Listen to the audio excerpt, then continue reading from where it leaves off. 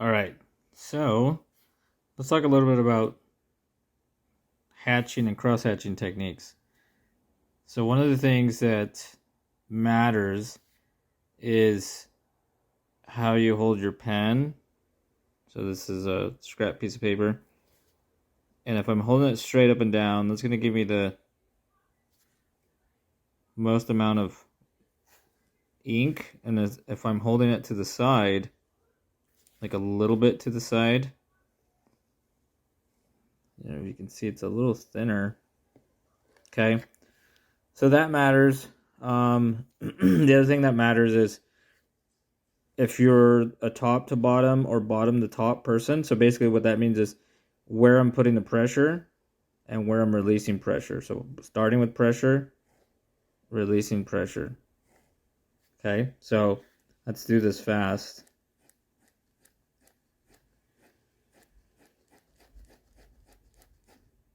Okay, so now let's do the opposite. Start with the bottom with pressure.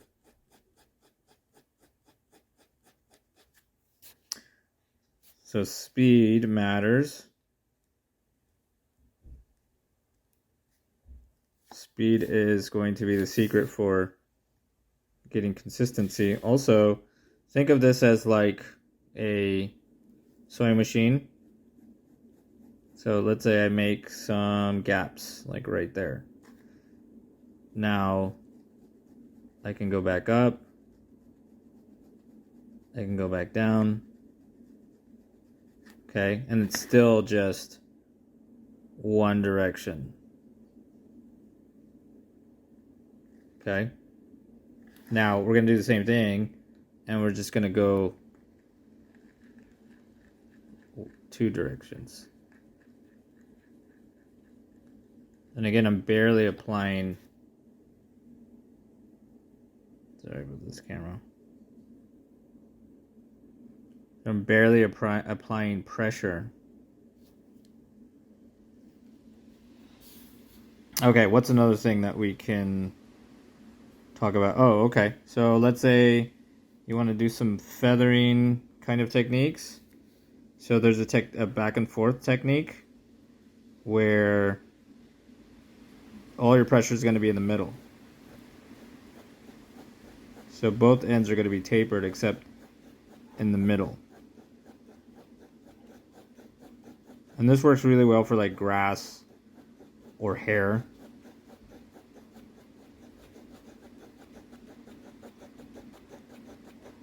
Or wood. So you can picture this being like an old piece of bark. And you could get this done really fast if you get good at this.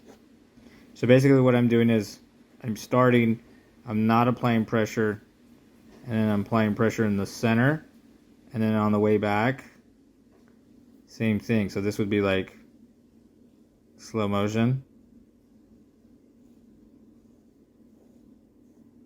And that's what's going to create that gradation along the ends where you get this feathered thing. So you can do the same thing in slightly curved manner. Okay.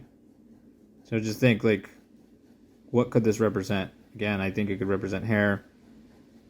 I don't know, grass, a nest, transitions, you know.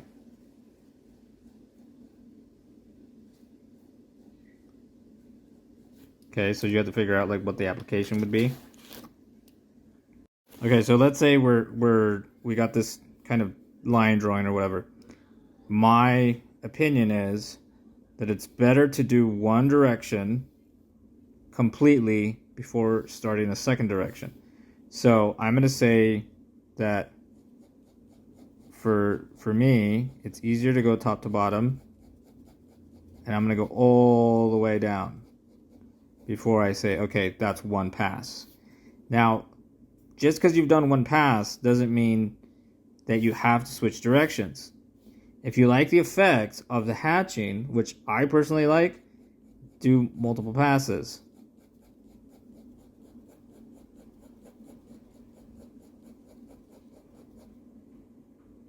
So there's two passes.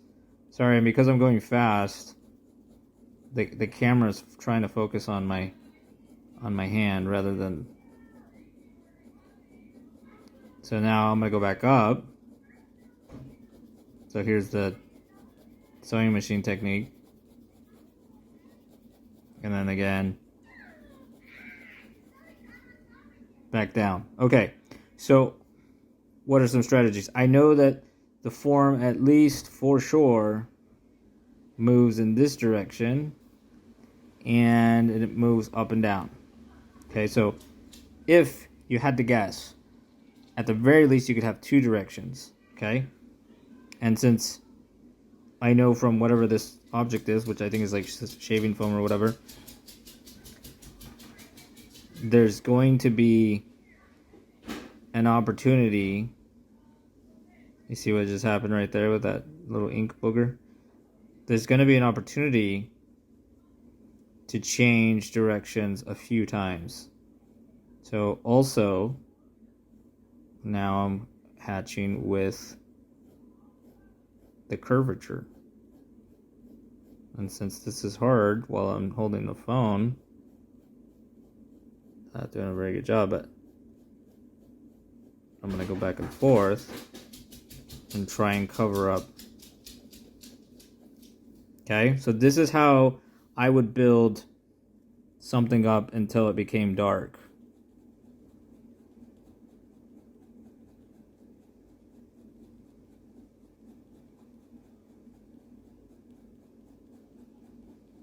And then I'll show you on a drawing I actually have going. So now I have 3 different directions. And if the rest of it's dark, now is your chance to feather this edge so that it doesn't become too dark. So what you want to do is actually hatch beyond, a little bit beyond, kind of like stitching, to try and get that feathered look. Otherwise you're going to get a really hard line right there.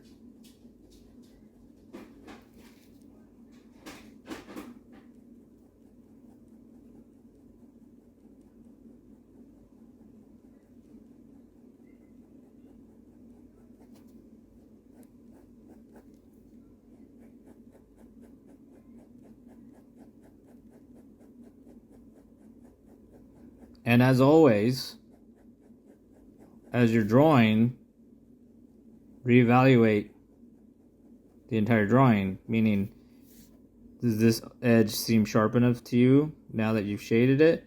And if the answer is no, then you can go in and darken or outline or whatever, something that makes it more suitable to you.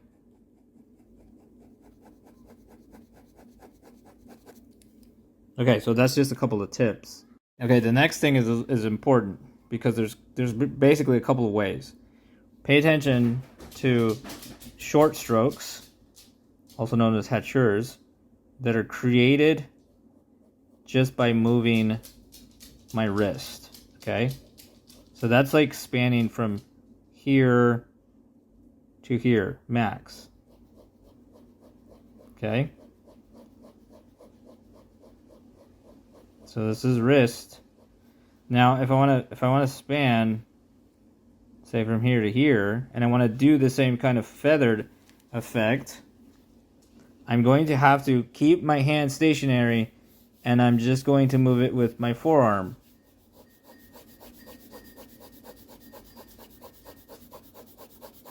So notice there's a scratching sound that's happening. That should be kind of your cue. The other thing that's happening is there's this rubbing sound. I don't know if this phone can pick it up.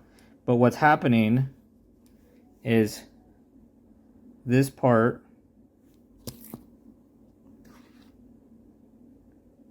of my palm and my finger are resting while this is what's stabilizing it, while I'm cruising back and forth. So I'm using my finger, the sound of this, the feel of the paper, the look and the consistency of the stroke to use as feedback to decide whether I'm doing this correctly or not. Okay? So here's a little sketch that I'm working on. And this is based off of me taking photographs and collaging them sort of on the fly. And if you look closely, a lot of my strokes are pretty much in the one direction because I'm after a particular look. This is the look that I'm after. And I'm not a big fan personally of the cross hatching that starts to look like fence. And I'll probably make a couple more passes up through here. Because what I don't want to happen is, you see what's starting to happen? You get this little kind of like watermark effect. That means this is where I'm stopping. So what I have to do to combat that is to go back in a different direction and go beyond these areas to cover up what naturally wants to happen with the pen. Okay? If this is too much for you to handle, then just concentrate on trying to make good strokes rather than working on your seams, because this might be a little bit more advanced stuff if you're not there yet. Okay, so here's another page from my sketchbook. Again, I personally don't do a ton of cross hatching. There's a little bit here, but it's mostly hatching. There's some cross hatching here.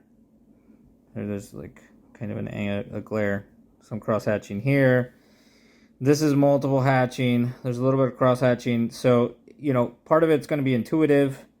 Part of it's going to be what you feel comfortable with. So it's mostly hatching in this direction. A couple of hatchers in the opposite direction. Okay.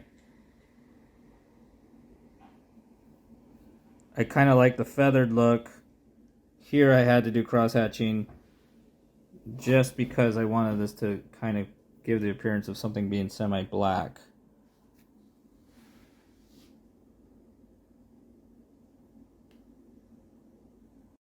Oh, I almost forgot. Last tip, if you're working on something, let's say this is your drawing, have a scrap piece of paper where you're rolling your pen and wiping it. I'll show you what I do on my sketchbook.